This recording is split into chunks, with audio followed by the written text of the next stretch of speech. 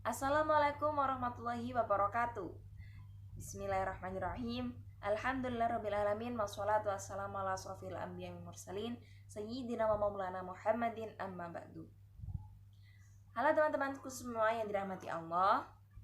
Pada kesempatan kali ini kami dari kelompok 7 yang beranggotakan saya Mas Fuatin Puan dengan NIM B91219109 dengan teman saya. Perkenalkan, nama saya Lazman Auzan dengan NIM B91219106. Dan saya Muhammad Yan Rofi dengan NIM B7121919065 akan menjelaskan tentang materi mengorganisir dan menguraikan tubuh saat berpidato dalam buku The Challenge of Effective Speaking.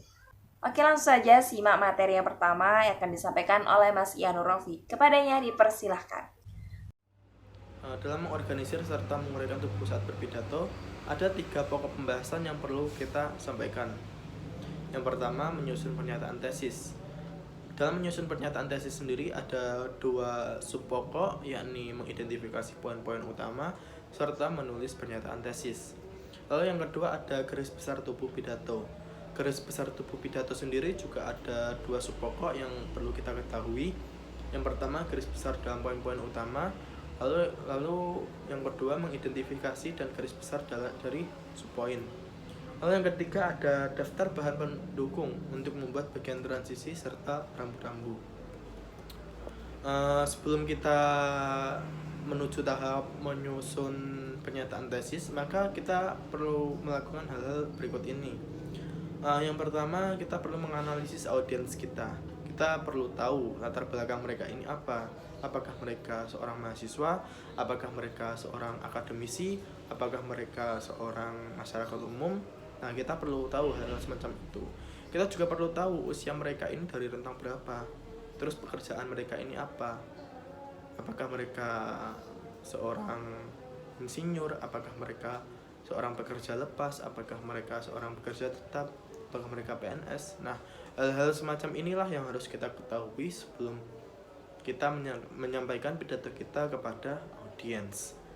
Yang kedua, mengidentifikasi tujuan umum. Jadi sebelum kita berpidato, kita perlu tahu tujuan kita berpidato ini untuk apa. Misal, kita ingin memberikan pemahaman kepada para audiens terkait cara penggunaan kartu kredit. Nah, cara penggunaan kartu kredit ini merupakan tujuan umum kita karena kita ingin memberikan pemahaman kepada mereka terkait cara penggunaan kartu kredit ini. Yang ketiga ada membuat tujuan tertentu. Tujuan tertentu ini sifatnya lebih spesifik dari tujuan umum. Dan tujuan umum ini sifatnya global. Jadi misal kita ingin memberikan pemahaman kepada para audiens terkait cara penggunaan kartu kredit. Nah, kita buat tujuan yang lebih spesifik lagi. Cara penggunaan dalam hal apa? Misal kita ingin memberikan pemahaman kepada mereka tentang cara penggunaan kartu kredit di dalam pembayaran supermarket. Nah, dalam pembayaran supermarket ini merupakan tujuan yang lebih spesifik dari tujuan umum. Jika tujuan umumnya cara penggunaan kartu kredit, maka tujuan spesifiknya dalam cara menggunakan kartu kredit dalam pembayaran di supermarket, seperti itu. Lalu yang kelima, mengidentifikasi ide-ide utama yang akan disampaikan dalam sebuah pidato. Jadi sebelum kita menyampaikan pidato kita harus mengidentifikasi dulu poin-poin utama kita yang akan kita sampaikan dalam pidato kita ini apa saja. Nah, seperti itu. Selanjutnya, mengidentifikasi poin-poin utama. Poin utama ini merupakan kalimat yang akan digunakan dalam sebuah pernyataan tesis. Jadi, jumlah poin utama ini sifatnya terorganisir dan terbatas. Poin utama ini digunakan untuk membantu para audiens untuk melacak ide-ide serta memungkinkan ide ini untuk dikembangkan dengan bahan pendukung yang sesuai, seperti itu. Contohnya seperti ini. Jika kita ingin memberikan pemahaman kepada audiens tentang cara penggunaan kartu kredit di supermarket, kita mengambil poin-poin sebagai berikut. Apa itu kartu kredit, suku bunga, peringkat kredit, dan seterusnya. di contoh ini bisa dilihat ada 9 poin yang bisa kita ambil. Lalu ada 2 poin yang bisa kita masukkan dalam sebuah pernyataan tesis. 2 ini diantaranya yang pertama suku bunga dan biaya tahunan. Lalu ada 3 poin yang perlu dipertanyakan apakah kita masukkan ke dalam pernyataan tesis atau tidak.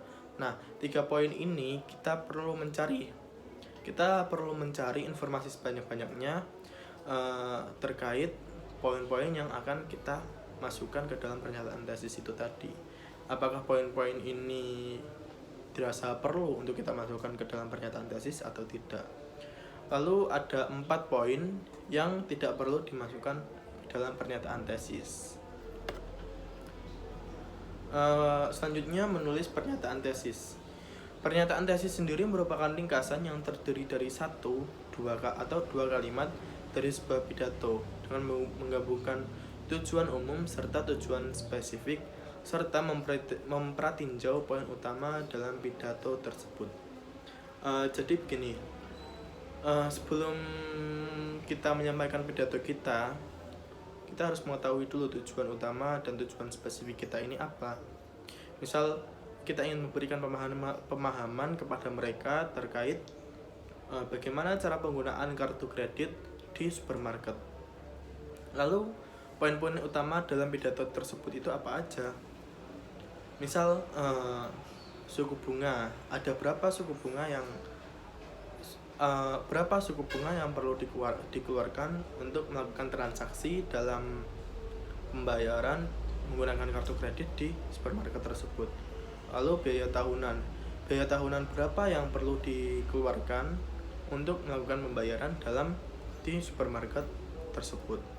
Seperti itu. Lalu kita tujuan umum, tujuan spesifik serta poin-poin utama ini kita kumpulkan, lalu kita buat dalam 1 atau 2 kalimat dari sebuah pidato. Dan kalimat tersebut akan menjadi pernyataan tesis itu tadi.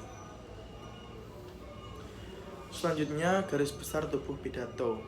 Garis besar tubuh pidato sendiri bisa mencakup 3 tingkat informasi. Yang pertama, poin utama yang disimbolkan dengan seperti ini bisa dilihat. Yang kedua, ada maksimum 2 set subpoin dan subpoin bisa dilihat. Jadi ada subpoin A, subpoin B, subpoin C, lalu ada subpoin 1, subpoin 2, subpoin 3, dan seterusnya. Terus materi elaborasi yang Anda pilih untuk mengembangkan poin dan subpoin Anda. Materi elaborasi ini bisa berupa poin A, B, C, seperti itu. Panjang pidato sendiri bukan ditentukan oleh jumlah poin utama, melainkan seberapa menyeluruh mengembangkan masing-masing dari poin tersebut. Seperti yang dilihat, titik utama yang kompleks mungkin memiliki 2 atau 3 atau bahkan lebih subpoin, dan setiap subpoin dapat dikembangkan melalui 1 atau lebih subpoin, dan subpoin dapat diuraikan menjadi definisi, contoh, statistik, pengalaman pribadi, cerita, kutipan, serta hal-hal lainnya. Terkadang audiens juga membutuhkan informasi tambahan untuk mengerti apa artinya ini. Maka dari itu, selama pidato dapat memutuskan untuk memberikan itu, misalnya dengan menyajikan data, menyajikan statistik, menyajikan kutipan dari tokoh-tokoh, atau menceritakan dari sebuah kisah, dan memberikan beberapa elaborasi lain. Ya, selanjutnya saya akan menjelaskan pengertian selanjutnya, yaitu poin-poin utama. Pokok utama dalam garis besar saudara adalah representasi. Kalimat lengkap dari ide utama yang telah kau identifikasi dan ditentukan dalam pernyataan tesismu. Sangat penting untuk menulis poin utama, subpoin, dan sub-subpoin sebagai kalimat pelengkap, karena hanya kalimat bisa nyatakan sepenuhnya hubungan di antara pokok-pokok utama dan di antara tiap-tiap pokok utama, tunjukan dan tujuan spesifik pidatonya. Jadi dengan subpoin dan sub-subpoin kita dapat menyatukan kalimat antar kalimat sehingga dapat menjadi satu kalimat topik pidato yang tersusun rapi dan jelas. Selanjutnya yaitu kata-kata poin utama. Meditasi dapat lebih menyiapkan kita untuk menjalani hari kerja. Pikat audiens Anda dengan presentasi Canva, kustomisasi sesuai gaya Anda dengan teks dan foto.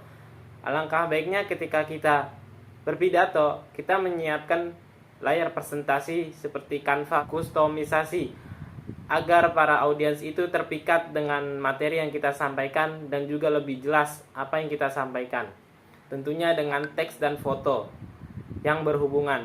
Ingat bahwa Eming menentukan bahwa suku bunga, biaya tahunan, dan adverbujukan yang terikat adalah 3 kriteria utama untuk menemukan kartu kredit yang sesuai, dan pernyataan tesisnya adalah 3 kriteria yang dapat Anda gunakan untuk menemukan kartu kredit yang mampu adalah tingkat suku bunga real, biaya tahunan, dan intensif yang diiklankan. Misalkan dia menulis draft poin utamanya yang pertama sebagai berikut, yaitu tingkat suku bunga real, biaya tahunan, dan insentif. Dari kata-kata ini, Eming akan memiliki beberapa ide tentang poin utama yang dia akan dibicarakan, tetapi dia akan menentukan dengan jelas bagaimana masing-masing utama poin itu terikat dengan tujuannya. Untuk memperjelas hubungan, Eming membutuhkan kalimat lengkap untuk masing-masing. Jadi Eming mungkin menulis draft pertama. Pokok-pokok pidatonya seperti ini. Meneliti tingkat suku bunga real adalah salah satu kriteria yang dapat Anda gunakan untuk menemukan kartu kredit yang sesuai dengan kehidupan Anda saat ini. Yang kedua, kriteria lain yang dapat Anda gunakan untuk memastikan bahwa menemukan kartu kredit yang cocok untuk tempat Anda berada dalam hidup adalah untuk memeriksa biaya tahunan. Dan yang ketiga yaitu menentukan kartu kredit juga dapat bergantung pada menimbang insentif yang diiklankan, yang merupakan kriteria ketiga yang ingin Anda gunakan untuk memastikan bahwa sangat cocok untuk di mana Anda berada dalam hidup. Eming menggunakan 2 tes pernyataan untuk meyakinkan dirinya sendiri bahwa dia telah mencapai poin kata-kata utama untuknya. Yang pertama yaitu apakah hubungan setiap pernyataan poin utama dengan pernyataan tujuan ditentukan dengan jelas. Pernyataan poin utama pertama Eming tidak menunjukkan bagaimana kita harus menggunakan suku bunga saat menilai kartu kredit. Jadi dia bisa meningkatkan ini pernyataan dengan menyatakan suku bunga rendah merupakan salah satu kriteria yang Anda dapat gunakan untuk memilih kartu kredit yang cocok untuk di mana Anda berada dalam hidup. Ketika kita memilih kartu kredit, kita harus memilih juga suku bunga yang rendah ataupun yang tinggi sesuai kehidupan kita. Apakah kita mampu membayar suku bunga tersebut dengan biaya tinggi atau biaya rendah. Dan yang kedua, apakah poin utama sejajar dengan satu sama lain ketika kata-katanya mengikuti pola struktural yang sama. Struktur sejajar membantu audiens mengenali poin utama dengan mengingat pola dalam kata-kata. Eming memerhatikan bahwa setiap poin utamanya memiliki kata-kata yang berbeda. Jadi dia perlu membuat mereka sejajar. Jadi tiap-tiap poin itu memiliki struktur kata yang sejajar. Satu, kriteria pertama untuk memilih kartu kredit adalah memilih kartu dengan tingkat suku bunga real. Yang kedua, kriteria kedua untuk memilih kartu kredit adalah memilih kartu tanpa atau biaya tahunan yang rendah. Jadi kita memilih kartu kredit ini yang ada biaya tahunannya atau tidak. Kriteria ketiga untuk memilih kartu kredit adalah menimbang nilai kartu kredit insentif yang dilakukan terhadap kenaikan biaya tahunan atau tingkat bunga. Nah, itu dilihat lagi dari tingkat bunganya, apakah kenaikannya insentif atau tidak dalam suatu kartu kredit tersebut. Selanjutnya yaitu memilih pola organisasi untuk poin utama. Tujuan mengatur pidato untuk menemukan atau ciptakan struktur yang akan membantu audiens memahami sepenuhnya beban. Sebagai pembicara harus mempelajari 4 pola dasar, yaitu urutan waktu, urutan naratif, urutan topik, dan alasan logis perintah. Urutan waktu terkadang disebut urutan berurutan atau kronologis urutan. adalah pola yang digunakan dalam pidato informatif. Ketika Anda menggunakan waktu urutan, Anda mengatur poin utama Anda dalam urutan kronologis atau dengan langkah-langkah dalam sebuah proses.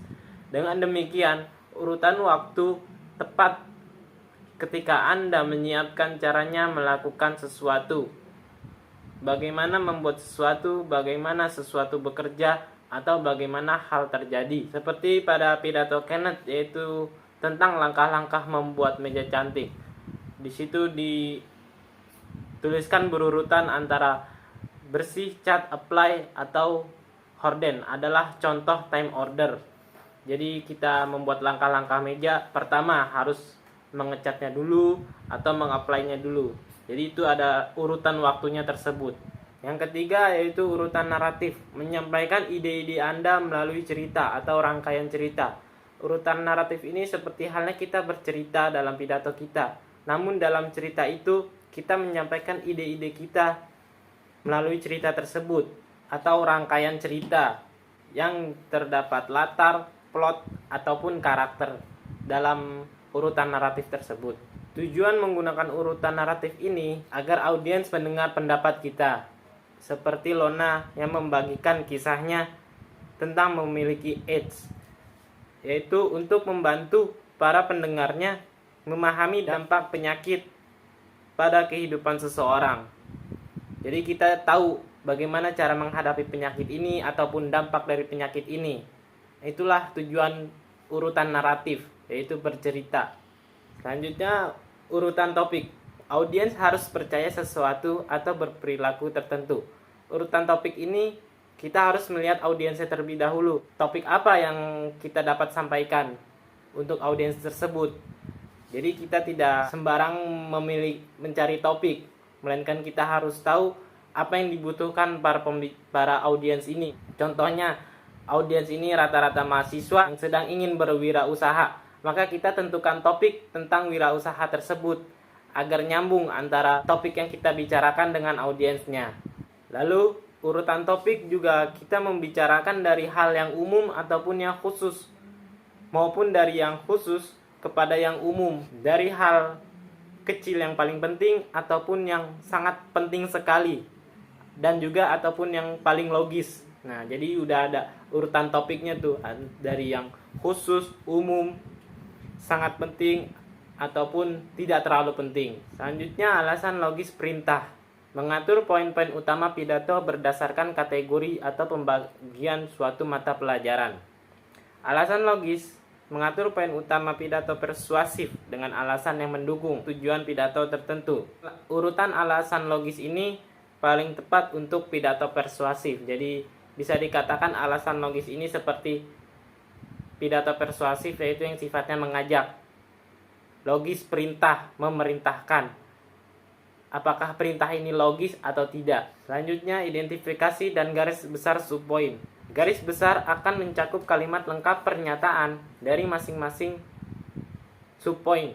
Poin utama mungkin memiliki 2, 3, atau bahkan lebih banyak subpoin tergantung pada kerumitan poin utama.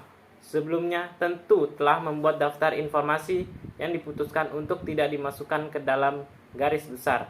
Biasanya titik tegang tidak terkait langsung dengan salah satu subpoin utama yang ingin dia tekankan. Jadi dari garis besar subpoin ini kita identifikasi lagi mana yang diputuskan untuk dimasukkan ke dalam garis besar, mana yang tidak. Garis besar subpoin juga harus dipresentasikan pada outline dalam kalimat lengkap, seperti poin-poin utama. Poin-poin tersebut harus direvisi sampai dinyatakan dengan jelas. Materi selanjutnya yaitu identifikasi dan garis besar subpoin. Sama seperti kita harus mengidentifikasi poin utama pidato kita juga harus mengidentifikasi subpoin yang akan kita sampaikan. Seperti yang sudah dijelaskan sebelumnya, garis besar ini harus mencakup kalimat lengkap pernyataan dari masing-masing subpoin yang akan kita sampaikan yang menjadi bagian dari poin utama kita. Nah, poin utama ini bisa terdiri dari 2 atau 3 subpoin tergantung dari kerumitan poin utama kita. Nah, sebelum dilakukannya finalisasi terhadap penentuan identifikasi dari garis besar subpoin ini perlu diadakan mengedit materi yang mendukung poin utama, di mana sebelumnya tentu kita harus menentukan juga hal-hal apa saja yang tidak perlu kita cantumkan sebagai informasi yang harus dimasukkan dalam garis besar. Nah, biasanya untuk titik tenggang ini tidak terkait langsung dengan subpoin utama yang akan kita tekankan. Kemudian selanjutnya yaitu garis besar subpoin. Nah, subpoin ini harus direpresentasikan pada outline dalam kalimat lengkap. Seperti pada poin-poin utama, poin-poin tersebut harus direvisi sampai dapat kita nyatakan dengan jelas hal-hal yang memang dibutuhkan oleh audiens kita dan menjadi penjelas dari poin utama yang kita bahas. Kemudian selanjutnya yaitu daftar bahan pendukung. Tentu bahan pendukung ini sangat dibutuhkan, di mana garis besar yang baik juga mencakup pernyataan singkat tentang bahan pendukung. Nah, bahan pendukung ini merupakan bahan pengembangan yang akan digunakan dalam pidato, termasuk seperti contohnya pengalaman pribadi yang berupa ilustrasi, anekdot, statistik, kutipan, dan bentuk bahan pendukung lainnya. Nah, pemilihan item ini bisa digunakan untuk memenuhi kebutuhan audiens lebih secara spesifik lagi. Selain itu, bahan pendukung ini juga bisa berfungsi untuk menguraikan poin utama dan subpoin pidato. Meskipun secara teoritis mungkin untuk menyampaikan pidato hanya dengan menyajikan poin-poin utama dan subpoin yang digariskan. Semakin panjang durasi pidato yang akan kalian sampaikan, maka semakin banyak pula poin dan subpoin yang akan kalian jelaskan. Maka tentunya Anda harus mengembangkan atau mengelaborasikan poin utama dan subpoin Anda dengan berbagai bahan pendukung. Poin selanjutnya yang akan saya jelaskan yaitu buat bagian transisi dan rambu. Transisi adalah kata, frasa, atau kalimat yang menunjukkan hubungan antara atau menjembatani dua gagasan. Transisi ini merupakan perekat yang menyatukan struktur makro pidato kalian. Transisi merupakan kalimat lengkap yang menunjukkan hubungan antara atau menjembatani bagian utama pidato. Nah, mereka ini biasanya meringkas apa yang baru saja dikatakan dalam satu poin utama dan meninjau ide utama berikutnya. Secara lebih sederhananya, transisi ini berguna untuk menyambungkan antara pembahasan dari poin utama yang pertama ke poin utama berikutnya. Mengapa transisi ini penting dilakukan? Karena yang pertama yaitu membantu audiens ini mengikuti pembahasan dari ide dalam pidato. Jika saja audiens ini memperhatikan pembahasan dari poin utama yang pertama, maka transisi ini tidak perlu dilakukan. Tetapi jika perhatian dari audiens ini sudah teralihkan, maka transisi bagian ini sangat diperlukan sebagai penghubung ke poin utama selanjutnya. Kemudian alasan yang kedua yaitu transisi ini membantu menyampaikan informasi. Kita mungkin mengingat dengan benar apa yang diucapkan dalam pidato, tetapi ingatan kita cenderung meningkat tajam jika kita mendengar sesuatu yang lebih dari sekali. Maka dari itu transisi ini sangat penting dilakukan karena dapat menambah ingatan dari audiens. Kemudian selain transisi ada juga rambu-rambu. Rambu-rambu ini adalah kata-kata atau frasa yang menghubungkan potongan-potongan bahan pendukung ke titik utama dan subpoin yang dituju. Nah, terkadang rambu-rambu ini menyoroti urutan numerik seperti pertama, kedua, ketiga, atau keempat. Nah, kadang-kadang juga mereka membantu audiens fokus pada ide kunci, misalnya dengan kata terutama, kata paling penting, atau di atas segalanya. Contoh dari rambu-rambu ini juga dapat digunakan untuk menandakan penjelasan, misalnya untuk mengilustrasikan, atau misalnya dengan kata lain pada dasarnya, atau untuk memperjelas. Nah, selain itu juga rambu-rambu ini juga bisa digunakan untuk menandakan bahwa yang akan disampaikan ini merupakan ide penting atau bahkan pidato sendiri itu akan berakhir. Misalnya dengan menggunakan kata singkatnya, akhirnya, sebagai kesimpulan, atau meringkas. Sama seperti transisi, rambu-rambu ini juga berfungsi sebagai perekat yang menyatukan struktur makro. Rambu-rambu berfungsi sebagai perekat yang menyatukan subpoin dan material pendukung pada setiap titik utama. Sebelum berakhir, saya akan menyampaikan kesimpulan dari materi ini terlebih dahulu. Tubuh pidato mencakup poin utama dan subpoin yang harus ditulis dengan kalimat lengkap dan diperiksa untuk memastikan bahwa mereka jelas, paralel dengan struktur bermakna, dan terbatas pada 5 atau kurang. Kemudian, untuk menguraikan subpoin utama, harus memperhatikan elemen-elemen seperti definisi, contoh, statistik, pengalaman pribadi, cerita, dan kutipan yang dapat digunakan. Kemudian 4 pola dasar organisasi yang bisa digunakan dalam berpidato yaitu waktu, narasi, topik, dan alasan logis. Kemudian selanjutnya yaitu transisi. Transisi merupakan bagian yang menjembatani bagian utama pidato dan terjadi antara pendahuluan dan isi, antara poin utama di dalam isi dan antara isi dan kesimpulan. Nah, kemudian rambu-rambu ini yang berfungsi sebagai perekat yang menyatukan subpoin dengan bahan pendukung di setiap poin utama. Oke, terima kasih. Cukup dari kelompok kami. Semoga apa yang kami sampaikan ini bisa bermanfaat untuk teman-teman semua. Saya ucapkan terima kasih dan wassalamualaikum warahmatullahi wabarakatuh.